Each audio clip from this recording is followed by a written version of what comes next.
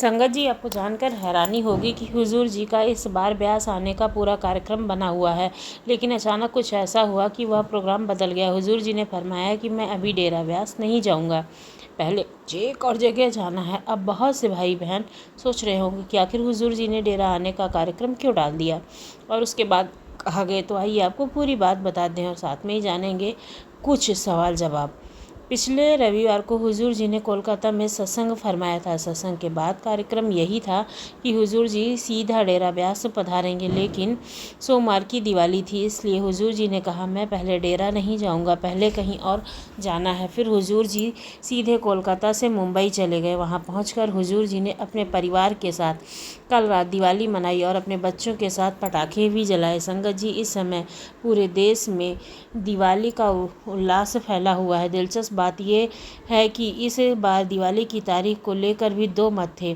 कोई 20 तारीख को मना रहा था, कोई 21 को। साथ ही आज बंदी छोड़ दिवस भी है। यह दिन छठे पातशाह श्री गुरु गोबिंद सिंह साहब की याद में मनाया जाता है, जिन्होंने ग्वालियर किले में कई बंदियों को मुक्त कराया था और फिर दरबार साहिब अमृतसर लौटे थे। जहाँ तक कल की बात करें, हुजूर जी ने पूरा दिन अपने परिवार के साथ बहुत आनंद से बिताया। बच्चों के साथ समय गुजारा, बातें की, हंसी मजाक किया और एकदम सहज मानवीय रूप से दिवाली का उत्सव मनाया। कई बार कुछ लोग यह सोचकर प्रश्न कर लेते हैं कि संत कैसे इस तरह के दुनियावी कार्य कर सकते हैं, लेकिन संगत जी, संत तो दुनिया के लिए उदाहरण बनकर ही आते हैं। कभी वे बच्चों के संग हंसते हैं और कभी संगत के साथ सेवा करते हैं, कभी परिवार संग समय बिताते हैं, ताकि हमें यह समझ आ सके कि आध्यात्म का अर्थ जीवन से भागना नहीं, बल्कि हर पल को प्रेम और संतुलन से जीना है। याद कीजिए, जब बाबा जी के बेटे का विवाह हुआ था, उस अवसर पर बाबा जी स्वयं भी नाचे थे और उनकी वो तस्वीर आज भी सोशल मीडिया पर देखी जा सकती है। यह सब हमें यही सिखाता है कि संत को त्यागने नहीं, बल्कि उसे सुंदरता से जीने की शिक्षा देते हैं। बाबा जी ने हमेशा संगत को कहते हुए सुना होगा कि सभी त्यौहार ज़रूर मनाने चाहिए, लेकिन त्यौहार मनाने का मकसद सिर्फ मौज मेला करना ही नहीं है, बल्कि त्यौहार के पीछे की सोच को भी समझना होगा। कोई भी त्यौहार यूँ नहीं मनाया जाता है। अपने बच्चों को भी उसकी जानकारी देनी चाहिए। हर त्यौहार किसी न किसी महापुरुष से जुड़ा हुआ होता है। जब हम त्यौहार पर उन महापुरुषों को याद करते हैं, उनकी बातें करते हैं, तो यह अच्छा माहौल बनता है और आजकल की जनरेशन को भी पता लगता है कि त्यौहार किस लिए मनाया जाता है। संत महापुरुष जब भी संसार में आते हैं तो वे केवल किसी धर्म या पथ के लिए नहीं, बल्कि एक जीवंत उदाहरण बनकर आते हैं। कल रात का ही प्रसंग लीजिए। हुजूर जी ने अपने परिवार के साथ दिवाली मनाई, बच्चों के साथ समय बिताया और कुछ देर पटाखे भी जलाए। उसके बाद जब सभी विश्राम को चले गए, तब हुजूर जी अपने कमरे में एकांत में चले गए। चाहे वे मुंबई में हो या डेरे में हो, जहाँ भी रहते हैं, उनके लिए एक अलग कक्ष होता है। कई लोग पूछते हैं, बाबा जी के लिए अलग कमरा क्यों? तो संगत जी, जब भी कोई महापुरुष महात्मा इस अवस्था तक पहुंच जाता है जहां उसका हर सांस सिमरन में रमा होता है, तब उन्हें एकांत चाहिए होता है, ताकि वे रात भर ध्यान और बंदगी में रह सके। कहा जाता है कि कल रात हुजूर जी ने पूरी रात दिवाली मनाई, पर दिवाली केवल दीपों या पटाखों की नहीं थी, बल्कि सिमरन और नाम ज्योति से भी भरी थी। उसने खुद उन अनहद शब्द को सुना जो खुद उस शब्द का स्वरूप बन चुका है।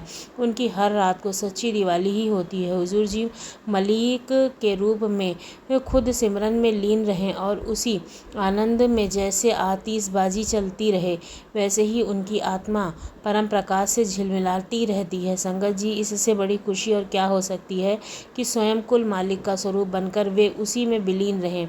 यह बहुत भाग्यशाली आत्माएं होती हैं और उससे भी अधिक भाग्यशाली होता है वो परिवार जिसमें ऐसे संत महापुरुष जन्म लेते हैं। कभी वे बच्चे के साथ मुस्कुराते हुए, कभी परिवार संग समय बिताते हुए और कभी पूरी रात ध्यान में लीन हो जाते हैं। यह तो सच्चा परमार्थ है, संसार में रहते हुए भी संसार से ऊपर उठ जाना। हुजूर जी हमें यही सिखाते हैं कि परिवार और संसार को त्यागना नहीं, बल्कि उनके बीच में रहकर नाम सिमरन और सच्ची को आराधना को करना है।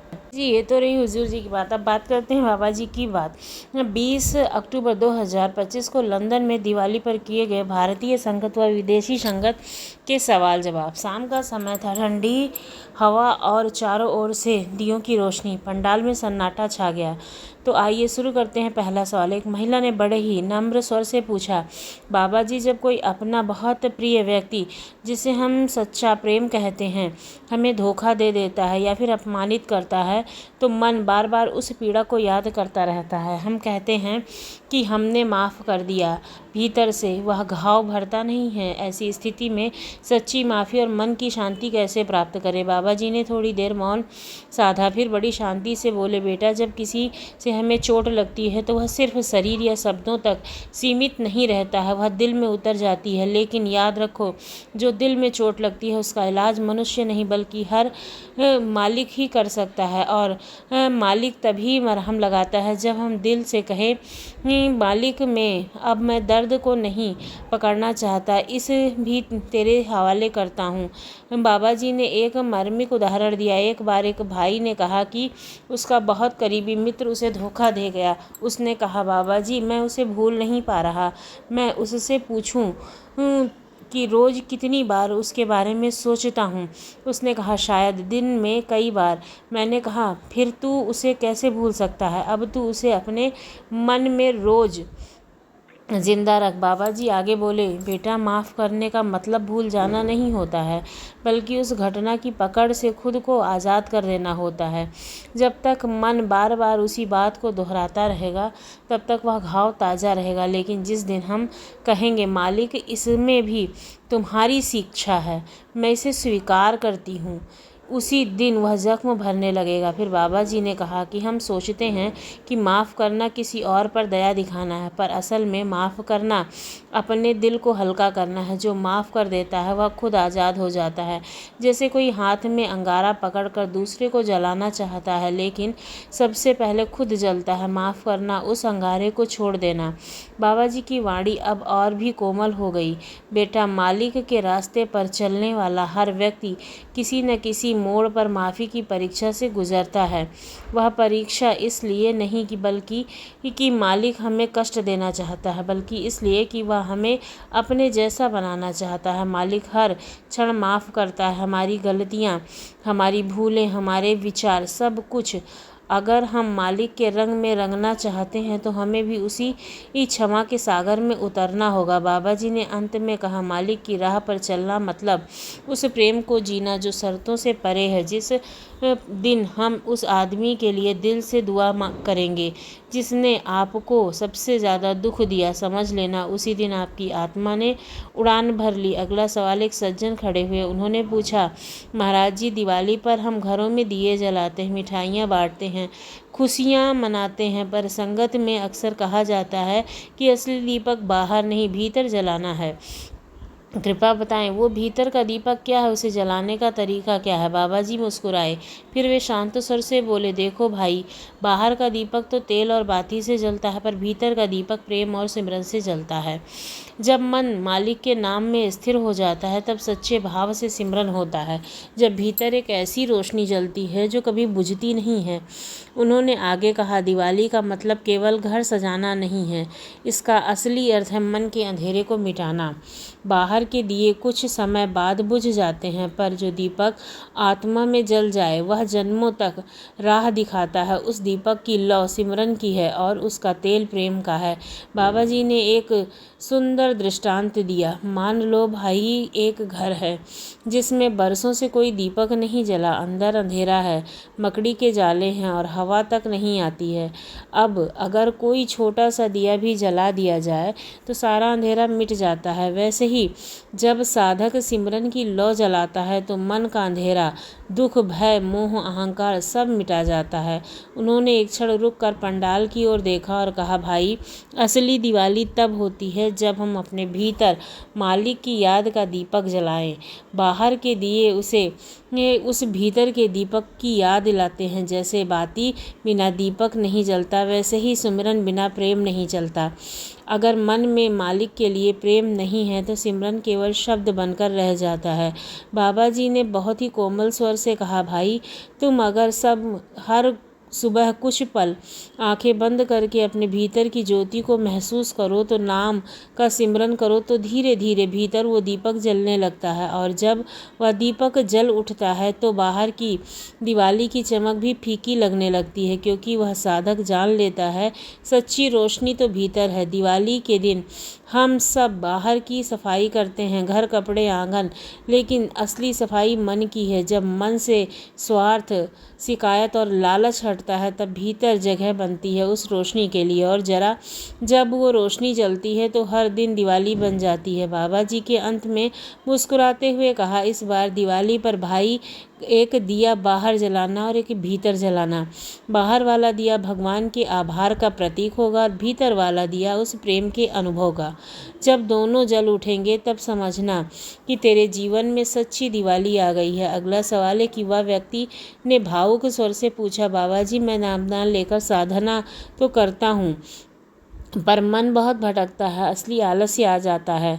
कभी मुख कभी गुस्सा आता है, कभी लगता है सब ठीक चल रहा है, तो कभी सब कुछ खाली लगता है। ऐसे उतार चढ़ाव में इंसान अपनी स्थिरता कैसे बनाए। बाबा जी मुस्कुराए।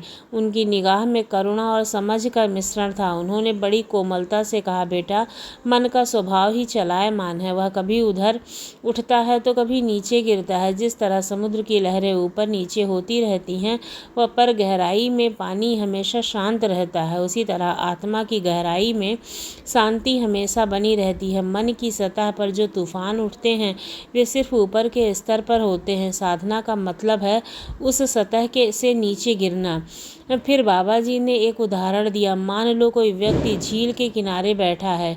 झील की सतह पर वह हवा चलती है, लहरें उड़ती हैं, प्रतिबिंब टूटता है।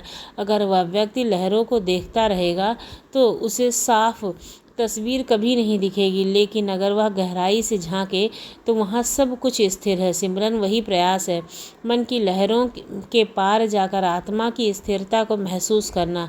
बाबा जी बोले, जब साधक कहता है कि उसका मन भटकता है, इसका मतलब यह नहीं कि उसकी साधना असफल है।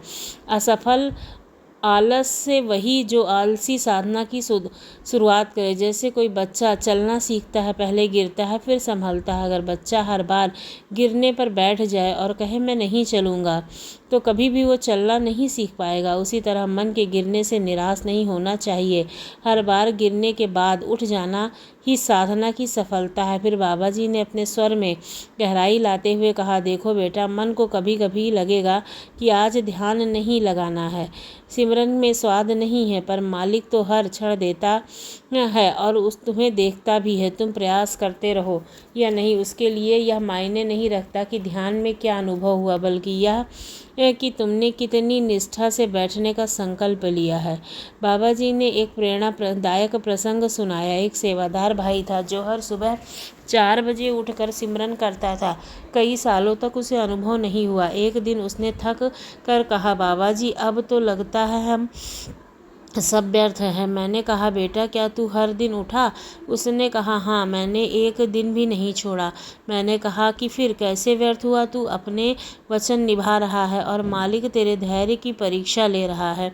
जब पात्रता पूरी होगी तो अनुभव खुद चलकर आएगा। बाबा जी ने आगे बोले, याद रखो बेटा, साधना का असली फल अनुभव नहीं बल्कि स्थिरता है। अगर तुम हर परिस्थिति में अपने सिमरन और भक्ति के साथ जुड़े रहो तो अनुभव तो एक दिन मिल ही जाएगा, क्योंकि मालिक का न्याय कभी देर करता है पर चूकता नहीं है। उन्होंने यह एक बहुत गहरी पंक्ति कही, मालिक को तुम्हारे सिमरन की गिनती नहीं चाहिए, उसे तुम्हारा प्रेम चाहिए। वह देखता है तुम अंधेरे में भी उसका हाथ नहीं छोड़ रहे। यही सच्ची भक्ति है। जब सूखा पड़े तो तभी सिंचाई करते रहना। बाबा जी ने अंत में कहा, हर दिन जब तुम बैठते हो तो यह मत सोचो कि क्या मिला, बल्कि यह सोचो कि आज भी मैंने आत्मा को उसके सामने बिठाया। हर रोज का समर्पण ही धीरे धीरे मन को शुद्ध करता है। जब मन की मिट्टी से सारी अशुद्धि निकल जाएगी तब प्रेम का फूल आपके अपने आप खिल उठेगा।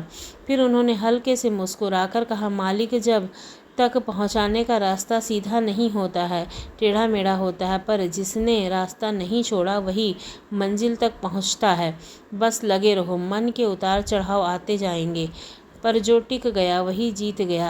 अगला सवाल एक युवा साधक खड़ा हुआ। उसके चेहरे पर विनम्रता थी पर आंखों में गहरी तड़प थी। वह बोला, महाराज जी, आपने कल बताया कि असली दिवाली तब होती है जब भीतर की ज्योति जलती है, पर परमात्मा की ज्योति। लेकिन मैं जानना चाहता हूँ कि जब वह ज्योति जल जाती है तो जीवन में क्या होता है? क्या सब समस्याएं खत्म हो जाती हैं? क्या साधक हर समय आनंद में रहता है? बाबा जी ने हल्की मुस्कुराहट के साथ उसकी ओर देखा। वह वैसी ही थी, मुस्कुराहट बिल्कुल वैसी थी जैसे किसी ने अंधेरे में दिया जला दिया हो। उन्होंने शांत स्वर में कहा, देखो भाई, भीतर की ज्योति जलने का मतलब यह नहीं है कि बाहर की दुनिया बदल जाती है। बाहर वही रहती है, लोग वैसे ही, परिस्थितियाँ वैसे ही, बस हमारी देखने की दृष्टि बदल जाती है। जो जलने का अर्थ अंधकार मिट जाना, और जब अंधकार मिटता है तो साधक हर चीज़ को साफ, सुंदर और सच्चे रूप से देखने लगता है। पहले हम हर बात को में दोष देखते हैं, शिकायत करते हैं, किसी के शब्द से दुखी होते हैं, किसी के व्यवहार से नाराज होते हैं। लेकिन जब भीतर की ज्योति जलती है तो साधक जान जाता है सब कुछ उसी की लीला है। हर सुख दुख पर हर घटना उसी के हुक्म से हो रही है। जब मन विरोध नहीं करता, वह समर्पित हो जाता है। बाबा जी ने एक सुंदर दृष्टांत सुनाया। मान लो भाई, एक अंधेरे कमरे में तुम चलते हो तो हर चीज़ से टकराते हो, कुर्सी से, दीवार से, दरवाजे से, पर वही कमरे में अगर रोशनी भर जाए तो तुम सहजता से चल सकते हो, क्योंकि अब तुम्हें दिख रहा है रास्ता कैसा है। उसी तरह जब भीतर की ज्योति जलती है तो साधक जीवन के हर मोड़ को समझने लगता है। वह टकराना छोड़ देता है, स्वीकार करना सीख जाता है। जब भीतर प्रकाश होता है तो साधक हर इंसान में मालिक का अंश देखता है। वह दूसरों का न्याय नहीं करता बल्कि दया और प्रेम से देखता है। उसकी वाणी में मिठास आ जाती है, उसका व्यवहार सहज और विनम्र हो जाता है। जो पहले उसे दुख देता था अब वही उसके गुरु बन जाते हैं, क्योंकि वह जानता है हर स्थिति मुझे कुछ सिखाने आई है। भीतर की ज्योति जलने का अर्थ है मन का स्थिर होना। पहले मन हर दिशा में भागता है, कभी भविष्य की चिंता, कभी अतीत का पछतावा, पर जब आत्मा प्रकाश की ओर जलती है तो मन वर्तमान में टिक जाता है और वह हर क्षण में प्रभु की को महसूस करता है और बाहर खोजता है या ना परिस्थितियों से भागता है। वही स्थिर नहीं, वही शांति, वही आनंद, यही भीतर की ज्योति का फल है। बाबा जी ने अंत में बहुत कोमलता भरे स्वर से कहा, भाई, ज्योति जलाना मतलब प्रभु की पहचान करना है। यह पहचान अनुभव से नहीं, भावना से होता है। जब भीतर प्रेम का दीपक जलता है तो साधक जान जाता है मालिक कहीं बाहर नहीं, मेरे ही भीतर है। तब उसके जीवन में शिकायत नहीं रहती है। उसका सवाल एक